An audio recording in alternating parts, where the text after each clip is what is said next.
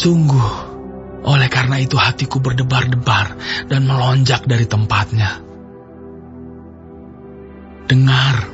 Dengarlah gegap gempita suaranya, guru yang keluar dari dalam mulutnya. Ia melepaskannya ke seluruh kolong langit dan juga kilat petirnya ke ujung-ujung bumi. Kemudian suaranya menderu. Ia mengguntur dengan suaranya yang megah. Ia tidak menahan kilat petir bila suaranya kedengaran. Allah mengguntur dengan suaranya yang mengagumkan. Ia melakukan perbuatan-perbuatan besar yang tidak tercapai oleh pengetahuan kita. Karena kepada salju ia berfirman, jatuhlah ke bumi.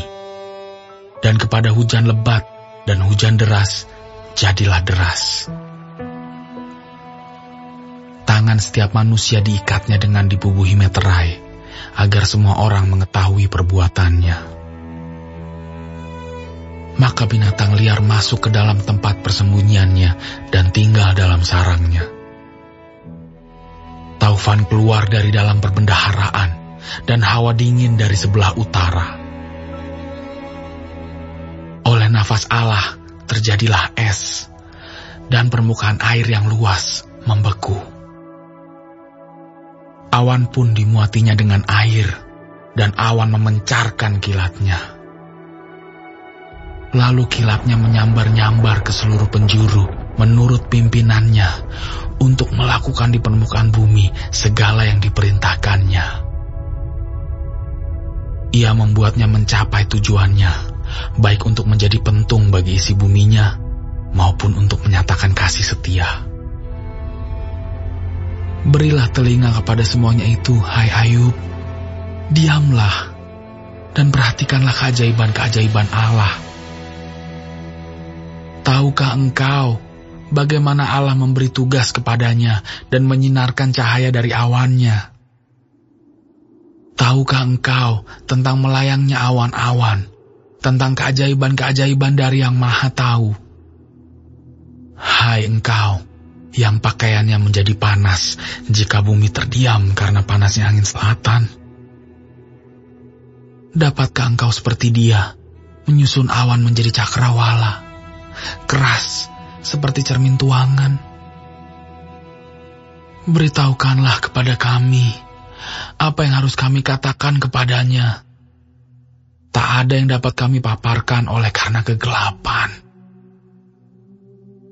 Apakah akan diberitahukan kepadanya bahwa aku akan bicara? Pernahkah orang berkata bahwa ia ingin dibinasakan?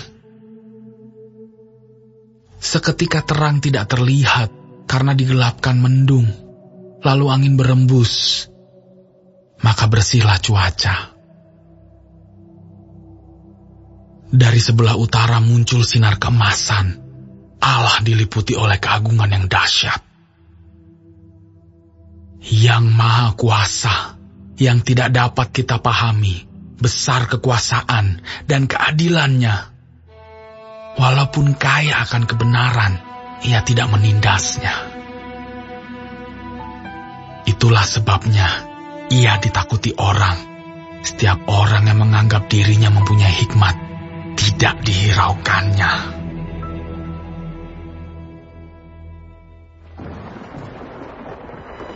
Maka dari dalam badai Tuhan menjawab Ayub, siapakah dia yang menggelapkan keputusan dengan perkataan-perkataan yang tidak berpengetahuan?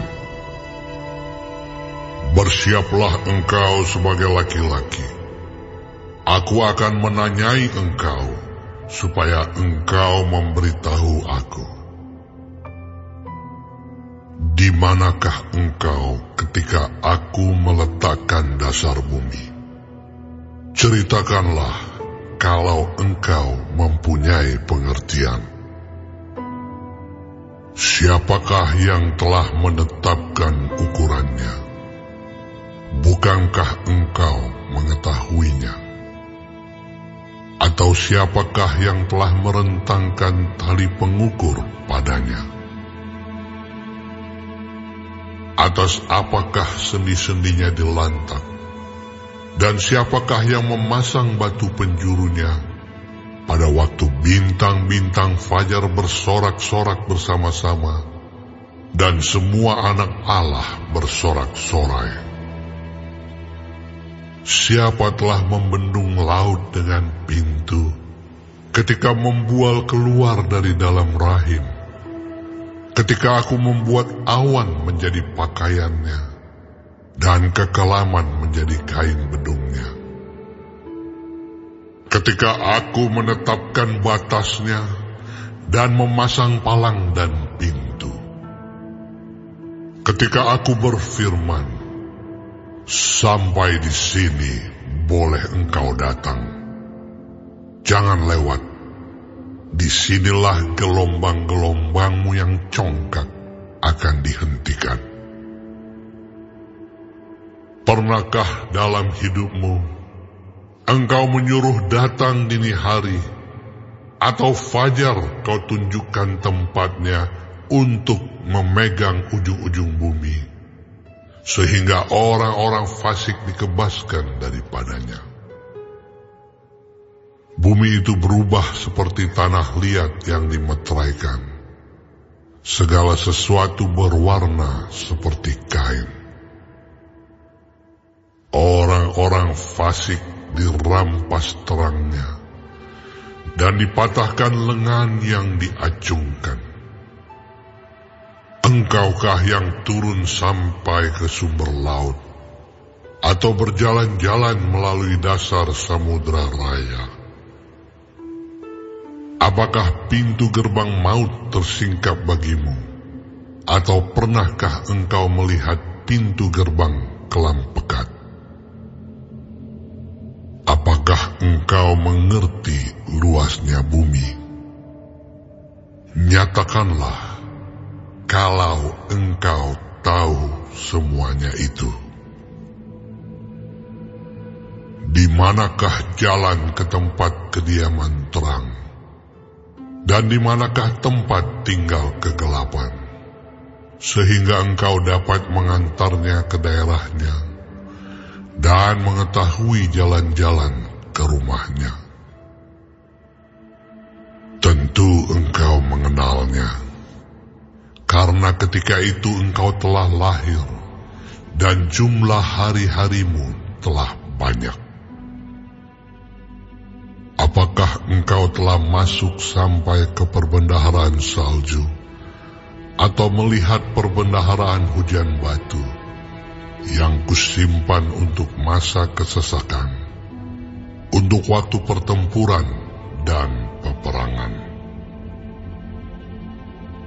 Di manakah jalan ke tempat terang berpencar, ke tempat angin timur bertebar ke atas bumi? Siapakah yang menggali saluran bagi hujan deras, dan jalan bagi kilat guruh, untuk memberi hujan ke atas tanah di mana tidak ada orang, ke atas padang tandus yang tidak didiami manusia, untuk mengenyangkan gurun dan belantara, dan menumbuhkan pucuk-pucuk rumput muda? Apakah hujan itu berayah? Atau siapakah yang menyebabkan lahirnya titik air embun? Dari dalam kandungan siapakah keluar air beku, dan embun beku di langit? Siapakah yang melahirkannya? Air membeku seperti batu, dan permukaan samudera raya mengeras. Dapatkah engkau memberkas ikatan bintang Kartika, dan membuka belenggu bintang belantik? Dapatkah engkau menerbitkan mintakul buruj pada waktunya, dan memimpin bintang biduk dengan pengiring-pengiringnya?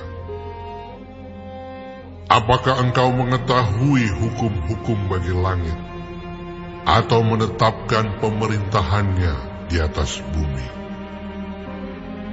Dapatkah engkau menyaringkan suaramu sampai ke awan-awan, sehingga banjir meliputi engkau? Dapatkah engkau melepaskan kilat, sehingga sabung menyambung sambil berkata kepadamu, ya? Siapa menaruh hikmat dalam awan-awan? Atau siapa memberikan pengertian kepada gumpalan mendung? Siapa dapat menghitung awan dengan hikmat?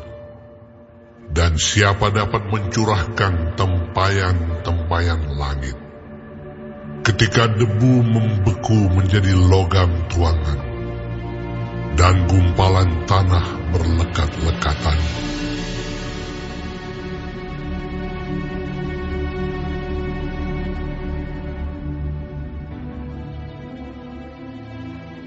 Dapatkah engkau memburu mangsa untuk singa betina dan memuaskan selera singa-singa muda, kalau mereka merangkak di dalam sarangnya, mengendap di bawah semak belukar?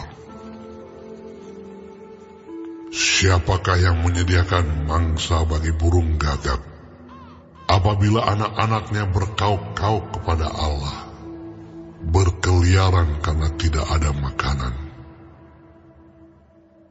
Apakah engkau mengetahui waktunya kambing gunung beranak, atau mengamat-amati rusa waktu sakit beranak? Dapatkah engkau menghitung berapa lamanya sampai genap bulannya, dan mengetahui waktunya beranak? Dengan membungkukkan diri, mereka melahirkan anak-anaknya dan mengeluarkan isi kandungannya. Anak-anaknya menjadi kuat dan besar di padang. Mereka pergi dan tidak kembali lagi kepada induknya. Siapakah yang mengumbar keledai liar? Atau siapakah yang membuka tali tambatan keledai jalang? Kepadanya telah kuberikan tanah dataran sebagai tempat kediamannya, dan padang masin sebagai tempat tinggalnya. Ia menertawakan keramaian kota, tidak mendengarkan teriak si penggiring. Ia menjelajah gunung-gunung padang rumputnya, dan mencari apa saja yang hijau.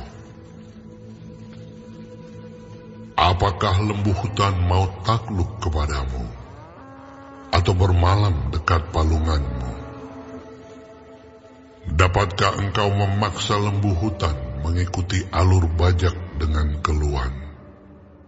Atau apakah ia akan menyisir tanah lembah mengikuti engkau? Percayakah engkau padanya? Karena kekuatannya sangat besar. Atau kau serahkankah kepadanya pekerjaanmu yang berat? Apakah engkau menaruh kepercayaan kepadanya, bahwa ia akan membawa pulang hasil tanahmu dan mengumpulkannya di tempat pengirikanmu? Dengan riang sayap burung unta berkepak-kepak, tetapi apakah kepak dan bulu itu menaruh kasih sayang? Sebab telurnya ditinggalkannya di tanah, dan dibiarkannya menjadi panas di dalam pasir. Tetapi lupa bahwa telur itu dapat terbijak kaki, dan diinjak-injak oleh binatang-binatang liar. Ia memperlakukan anak-anaknya dengan keras, seolah-olah bukan anaknya sendiri. Ia tidak peduli kalau jerih payahnya sia-sia, karena Allah tidak memberikannya hikmat dan tidak membagikan pengertian kepadanya. Apabila ia dengan megah mengepakkan sayapnya, maka ia menertawakan kuda dan penunggangnya. Engkaukah yang memberi tenaga kepada kuda? Engkaukah yang mengenakan surai pada tengkuknya? Engkaukah yang membuat dia melompat seperti belalang? Ringkiknya yang dahsyat mengerikan. Ia menggaruk tanah lembah dengan gembira. Dengan kekuatan ia maju menghadapi senjata. Kedahsyatan ditertawakannya. Ia tidak pernah kecut hati. Dan ia pantang mundur menghadapi pedang. Di atas dia tabung panah gemerincing, tombak dan lembing gemerlapan. Dengan garang dan galak dilulurnya tanah, dan ia meronta-ronta kalau kedengaran bunyi sangkakala. Ia meringkik setiap kali sangkakala ditiup, dan dari jauh sudah diciumnya perang, gertak para panglima dan pekik.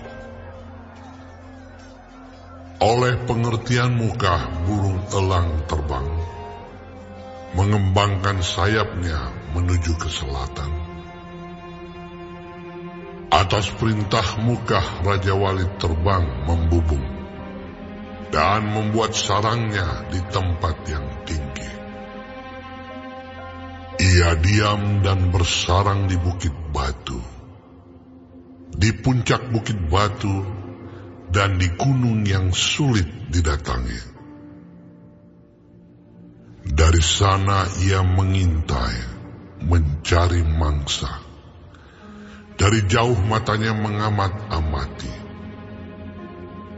Anak-anaknya menghirup darah, dan di mana ada yang tewas, disitulah dia. Maka jawab Tuhan kepada Ayub, apakah si pengecam hendak berbantah dengan yang maha kuasa? Hendaklah yang mencela Allah menjawab. Maka jawab Ayub kepada Tuhan, sesungguhnya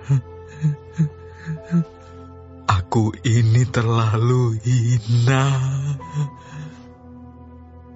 Jawab apakah yang dapat kuberikan kepadamu? Mulutku kututup dengan tangan. Satu kali aku berbicara, tetapi tidak akan kuulangi. Bahkan 2 kali, tetapi tidak akan kulanjutkan.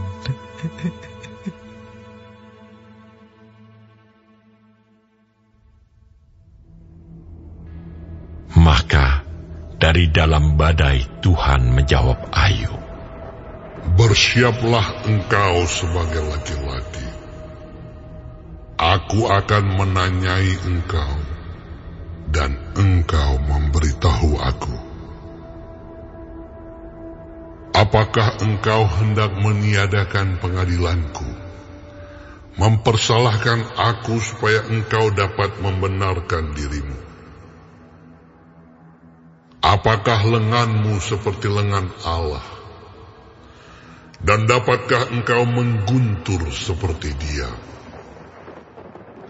Hiasilah dirimu dengan kemegahan dan keluhuran. Kenakanlah keagungan dan semarak. Luapkanlah marahmu yang bergelora. Amat-amatilah setiap orang yang congkak, dan rendahkanlah dia. Amat-amatilah setiap orang yang congkak, tundukkanlah dia, dan hancurkanlah orang-orang fasik di tempatnya. Pendamlah mereka bersama-sama dalam debu, kurunglah mereka di tempat yang tersembunyi. Maka aku pun akan memuji engkau, karena tangan kananmu memberi engkau kemenangan. Perhatikanlah kuda Nil, yang telah kubuat seperti juga engkau. Ia makan rumput seperti lembu. Perhatikanlah tenaga di pinggangnya, kekuatan pada urat-urat perutnya. Ia meregangkan ekornya seperti pohon aras. Otot-otot pahanya berjalin-jalinan. Tulang-tulangnya seperti pembuluh tembaga. Kerangkanya seperti batang besi.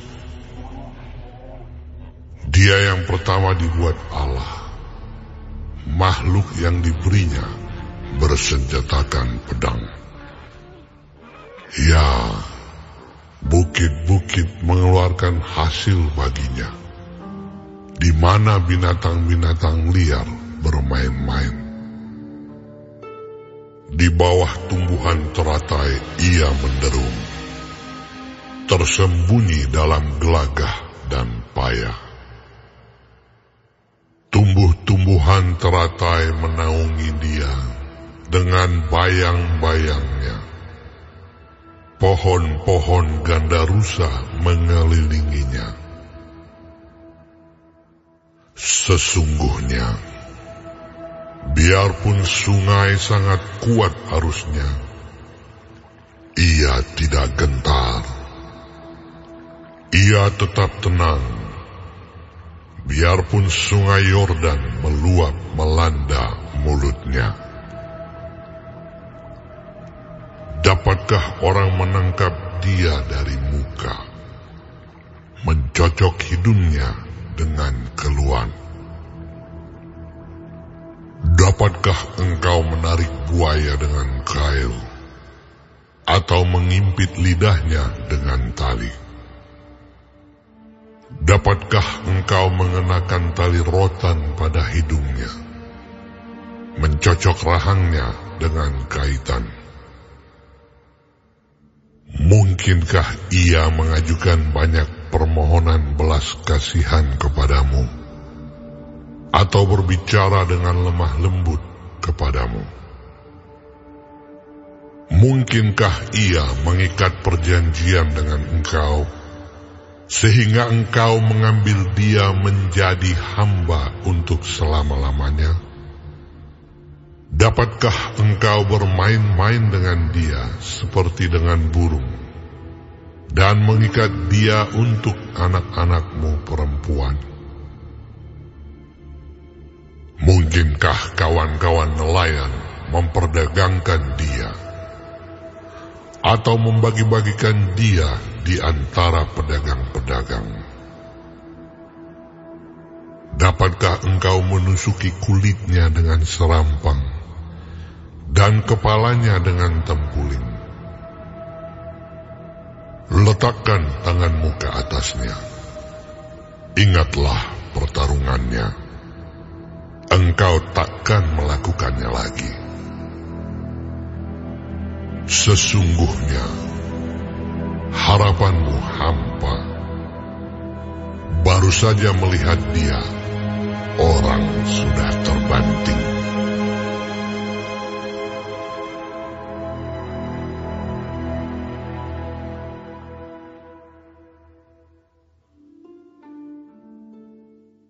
Orang yang nekat pun takkan berani membangkitkan marahnya. Siapakah yang dapat bertahan di hadapan aku? Siapakah yang menghadapi aku, yang kubiarkan tetap selamat? Apa yang ada di seluruh kolong langit adalah kepunyaanku. Aku tidak akan berdiam diri tentang anggota-anggota badannya, tentang keperkasaannya dan perawakannya yang tampan. Siapakah dapat menyingkapkan pakaian luarnya, baju zirahnya yang berlapis dua? Siapakah dapat menembusnya? Siapa dapat membuka pintu moncongnya? Di sekeliling giginya ada kengerian. Punggungnya adalah perisai-perisai yang bersusun, terlekat rapat seperti materai.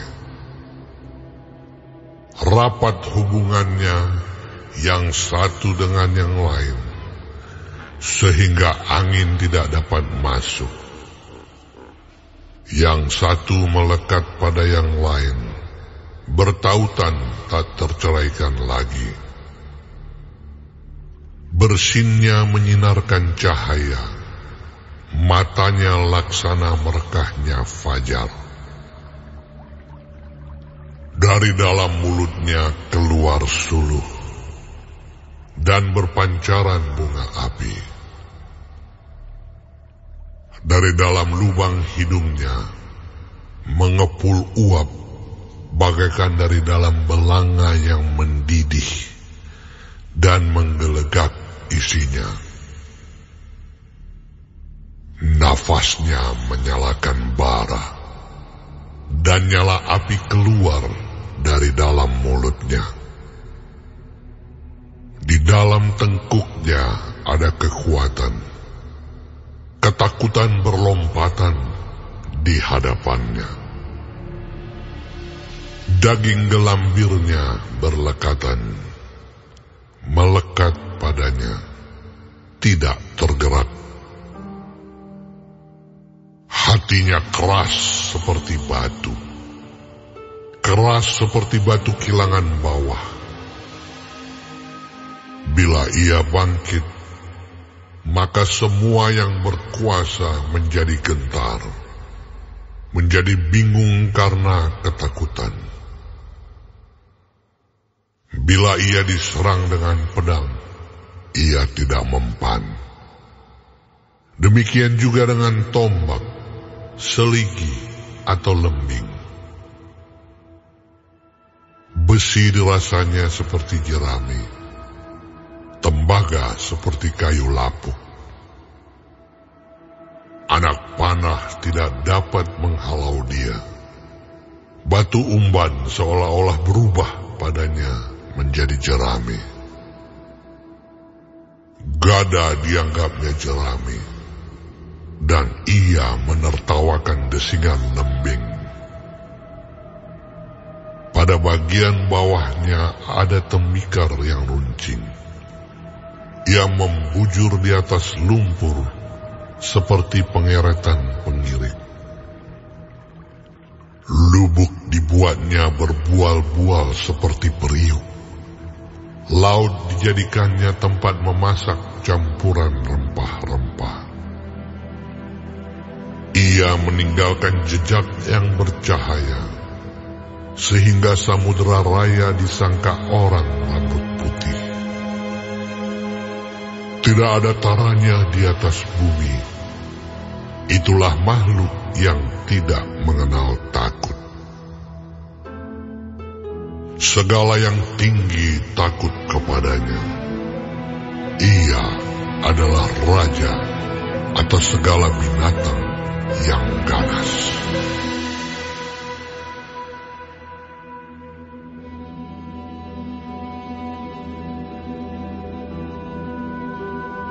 Maka jawab Ayub kepada Tuhan, Aku tahu bahwa Engkau sanggup melakukan segala sesuatu, dan tidak ada rencanamu yang gagal. Firman-Mu, siapakah dia yang menyelubungi keputusan tanpa pengetahuan? Itulah sebabnya, tanpa pengertian, aku telah bercerita tentang hal-hal yang sangat ajaib bagiku dan yang tidak ku ketahui. firman-Mu, dengarlah, maka akulah yang akan berfirman. Aku akan menanyai Engkau, supaya Engkau memberitahu aku. Hanya dari kata orang saja aku mendengar tentang Engkau. Tetapi sekarang, mataku sendiri memandang Engkau. Oleh sebab itu, aku mencabut perkataanku, dan dengan menyesal, aku duduk dalam debu dan abu. Setelah Tuhan mengucapkan firman itu kepada Ayub, maka firman Tuhan kepada Elifas, orang Teeman.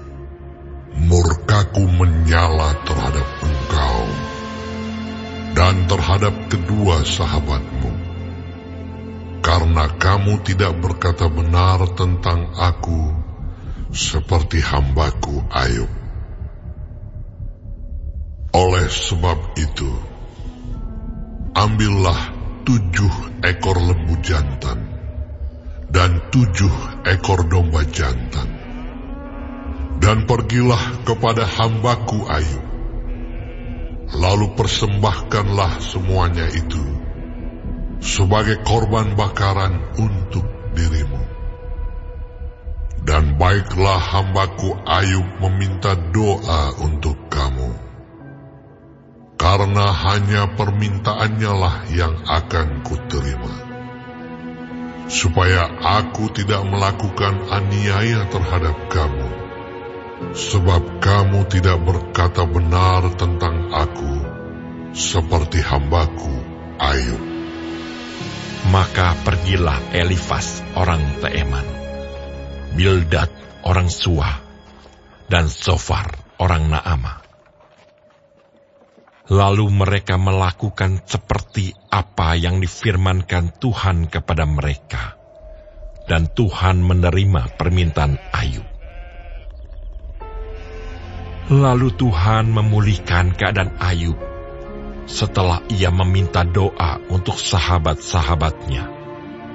Dan Tuhan memberikan kepada Ayub 2 kali lipat dari segala kepunyaannya dahulu. Kemudian datanglah kepadanya semua saudaranya, laki-laki dan perempuan, dan semua kenalannya yang lama, dan makan bersama-sama dengan dia di rumahnya. Mereka menyatakan turut berduka cita dan menghibur dia oleh karena segala malapetaka yang telah ditimpakan Tuhan kepadanya. Dan mereka masing-masing memberi dia uang 1 kesita dan sebuah cincin emas. Tuhan memberkati Ayub dalam hidupnya yang selanjutnya, lebih daripada dalam hidupnya yang dahulu. Ia mendapat 14.000 ekor kambing domba dan 6.000 unta, 1.000 pasang lembu, dan 1.000 ekor keledai betina. Ia juga mendapat 7 orang anak laki-laki dan 3 orang anak perempuan. Dan anak perempuan yang pertama diberinya nama Yemima, yang kedua Kesia, dan yang ketiga Keren Hapuk. Di seluruh negeri tidak terdapat perempuan yang secantik anak-anak Ayub, dan mereka diberi ayahnya milik pusaka di tengah-tengah saudara-saudaranya laki-laki. Sesudah itu, Ayub masih hidup 140 tahun lamanya. Ia melihat anak-anaknya dan cucu-cucunya sampai keturunan yang keempat. Maka matilah Ayub, tua dan lanjut umur. Yesus, Raja yang berbeda, bukan hanya berjanji, tapi rela mati. Yesus, Raja yang berbeda, aku makin jatuh cinta pada